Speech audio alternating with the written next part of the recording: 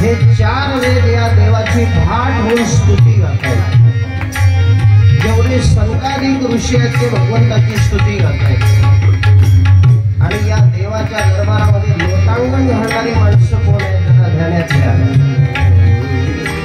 सुरवरांचे भांड अवगणी लोळती, सुरवरांचे भांड अवगणी